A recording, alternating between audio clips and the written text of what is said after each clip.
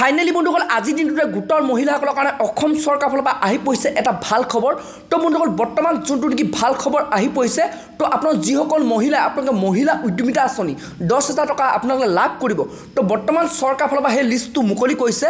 যদি বন্ধুসকল আপোনালোকৰ এই লিষ্টত নামটো থাকে, তো তেতিয়াহে আপোনালোকে সেই 10,000 টকাটো লাভ কৰিব।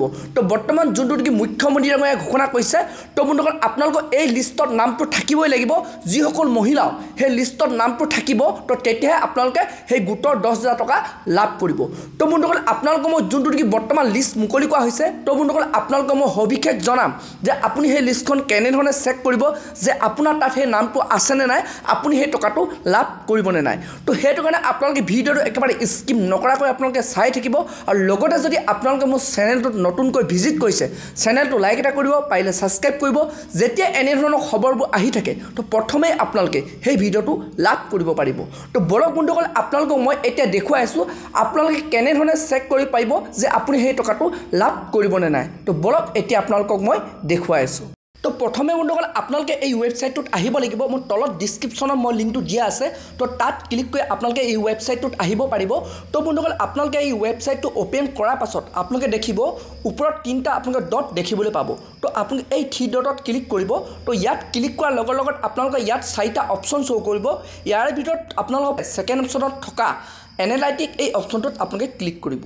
তো যেতিয়া বন্ধুসকল আপোনালোকে এনালাইটিক অপশ্যনটোত ক্লিক কৰিব, তো ইয়াতে বন্ধুসকল আপোনালোকে চাব পাৰিব যে আপোনাৰ যোনটো নেকি ডিষ্ট্ৰিক্ট সেইটো আপোনালোকে চিলেক্ট কৰিব লাগিব।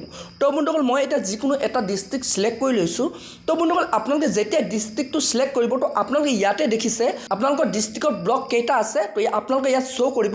ইয়াৰ ভিতৰত আপোনাৰ যোনটো ব্লক আপোনালোকে চাব, তো তাৰ পৰা আপোনাৰ ব্লকৰ আপোনাৰ ছাইডত আপোনালোকে দেখিছে কিমানখিনি ফৰ্ম ছাবমিটেড হৈছে, কিমানখিনি ৰিজেক্ট হৈছে, অৰ্থাৎ কিমানখিনি মহিলাই আপুনি সেই ব্লকটোত কিমানখিনি মহিলাই লাভ কৰিব আৰু কিমানখিনি মহিলাৰ বৰ্তমান ফৰ্ম ৰিজেক্ট হৈছে। তো বন্ধুসকল আপোনালোকে এতিয়া সেই আপোনাৰ নামটো চেক কৰিবৰ কাৰণে আপোনালোকে 2 এদিন ৱেইট কৰিব লাগিব। যোনটো নেকি বৰ্তমান মুখ্যমন্ত্ৰী ডাঙৰীয়াই ঘোষণা কৰিছে 2 এদিনৰ ভিতৰত এই পৰ্টেলটোত আপডেট দিয়া হ'ব। তো মহিলাসকলে চাব পাৰিব যে আপোনাৰ সেই লিষ্টত নামটো আছেনে নাই।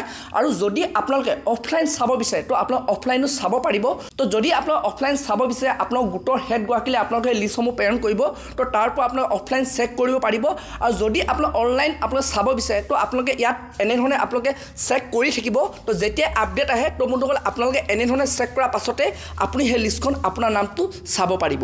আৰু সেইটো কাৰণে মই আপোনালোকৰ এই অলৰেডি মই ডিছক্ৰিপশ্যনৰ লিংকটো দিয়া আছে, তো তাত ক্লিক কৰি আপোনালোকে চেক কৰি থাকিব যে আপোনাৰ সেই নতুনকৈ আপডেট আহিছে নেকি, আপোনাৰ সেই লিষ্টত নামটো আছেনে নাই। তো বন্ধুসকল আজি ভিডিঅ'টো ইমানে আছিল।